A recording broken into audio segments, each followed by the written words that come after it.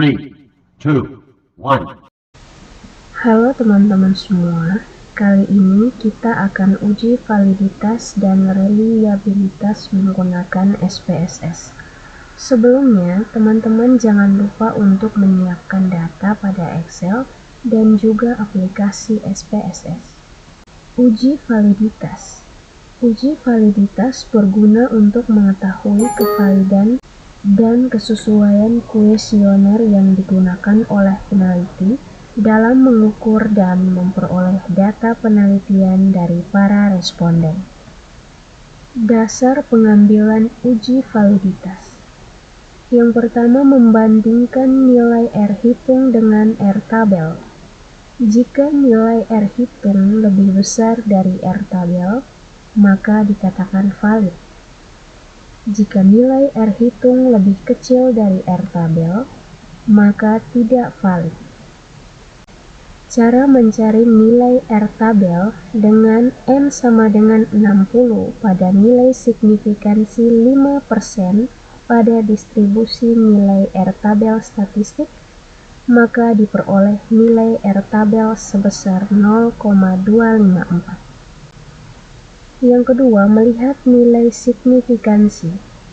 Jika nilai signifikansi lebih kecil dari 0,05, maka dikatakan valid. Jika nilai signifikansi lebih besar dari 0,05, maka dikatakan tidak valid. Nah, teman-teman, yang pertama kita akan menguji validitas. Selanjutnya kita masuk ke Excel. Di sini saya sudah menyiapkan data, yaitu hasil kuesioner mengenai opini masyarakat tentang virus corona. Dan di sini saya memiliki responden sebanyak 50 responden. Di sini juga saya menggunakan skala Likert, di mana skala 1 artinya sangat tidak setuju, skala 2 artinya tidak setuju, skala 3 artinya kurang setuju, skala 4 setuju, dan skala yang kelima adalah sangat setuju. Selanjutnya teman-teman, kita akan kopikan semua nomor responden yang ada di sini. Sebelumnya teman-teman, nomor responden yang saya miliki di sini saya tulis dengan item underscore 1,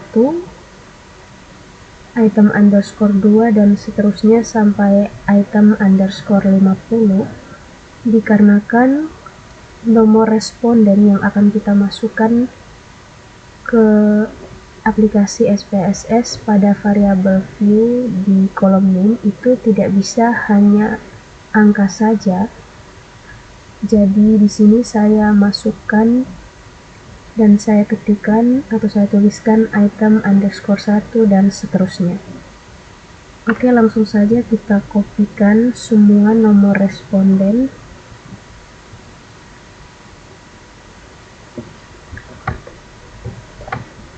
Lalu kita copy atau salin pada aplikasi SPSS pada variabel view di kolom name.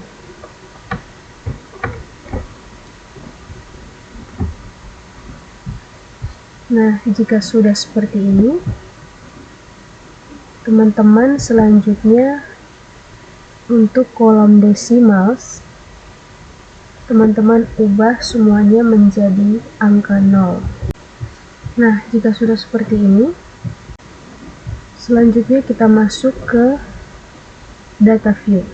Nah, teman-teman, otomatis semua item-item yang sudah kita masukkan pada variabel view tadi akan dengan sendirinya muncul pada setiap kolom di data view. Nah, selanjutnya kita masuk kembali ke data pada Excel. Kita blok semua data, semua isi yang kita miliki, termasuk skor total pada data yang kita miliki di Excel. kecuali nomor item dan nomor responden.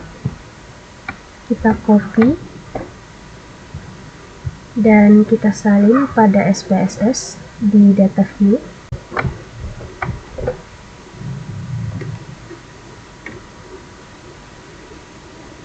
Nah teman-teman, ini dia sudah tersalin semua isi dari data yang kita miliki di Excel tadi.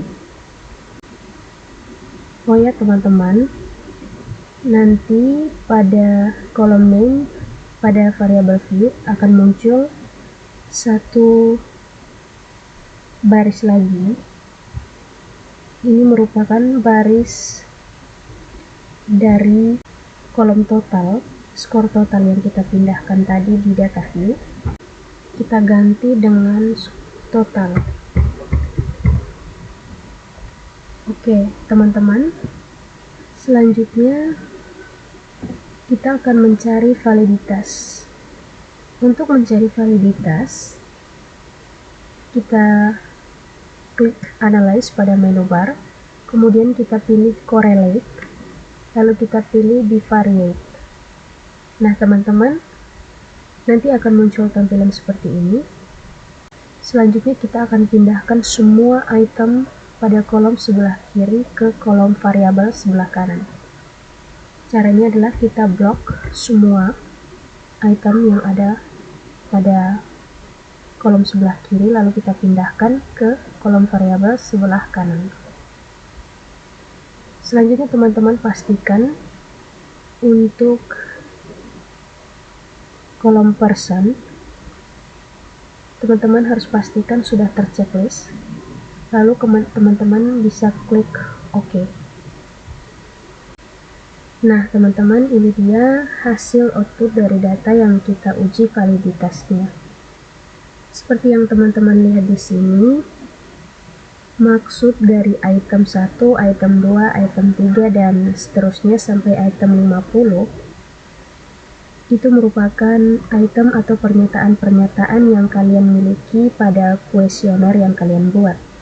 Kemudian di sini ada person correlation, nilai korelasinya atau bisa kita sebut sebagai R hitung. Kemudian di sini ada nilai signifikansinya. Kemudian di sini ada N. N adalah jumlah respondennya. Nah teman-teman, sekarang kita ke kolom total paling ujung kanan. Nah di sini teman-teman bisa lihat. Jadi untuk melihat suatu item itu valid atau tidak, cara yang pertama dengan membandingkan antara R hitung dengan R tabel. Kita tahu bahwa respondennya di sini ada 50 orang. Nah, R tabel untuk 50 orang itu adalah 0,279 untuk nilai signifikansinya yang 5%. Selanjutnya kita kembali ke dasar pengambilan keputusan uji validitas.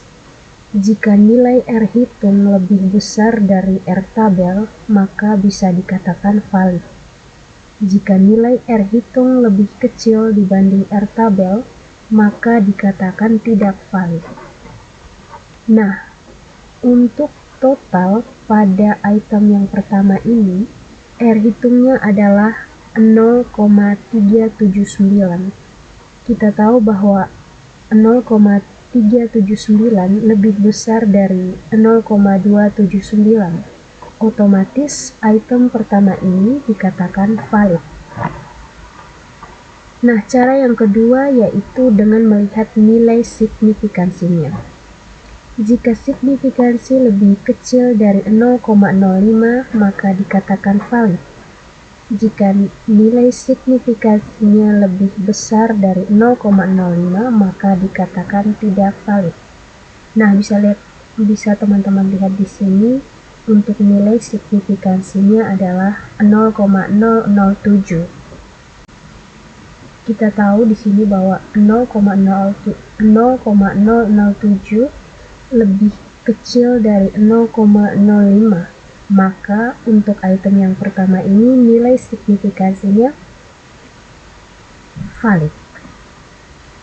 Nah, teman-teman bisa juga lihat untuk item-item yang selanjutnya dengan selalu melihat kembali ke dasar pengambilan keputusan uji validitas.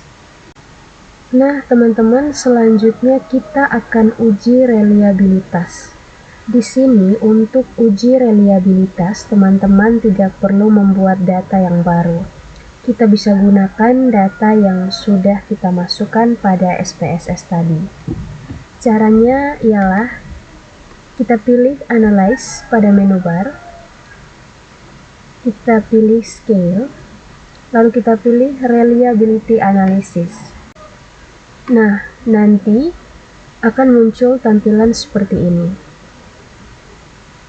Semua itemnya sudah ada, cuman bedanya di sini teman-teman, yang kita pindahkan itu hanya item-itemnya saja. Untuk totalnya tidak kita pindahkan.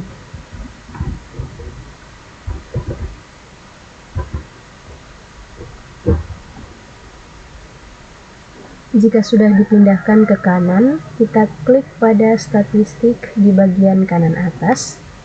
Kita pilih atau kita checklist pada scale if item delete.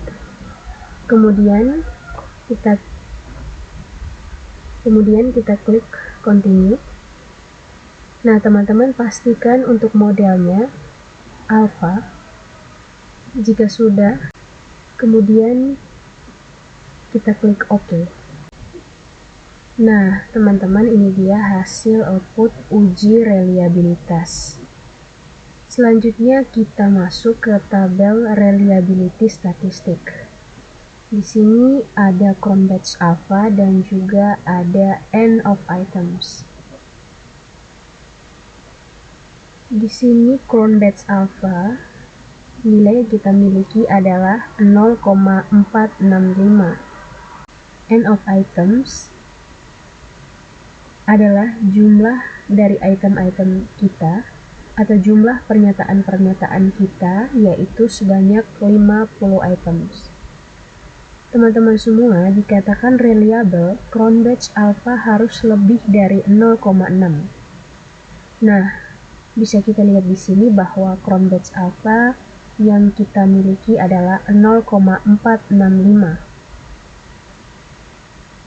Lebih kecil dari 0,6. Otomatis item yang kita miliki ini dikatakan tidak reliable. Nah, teman-teman semua, demikian tutorial saya kali ini. Semoga bermanfaat untuk teman-teman semua. Jangan lupa membagikan video ini kepada teman-teman lain yang membutuhkan. Terima kasih.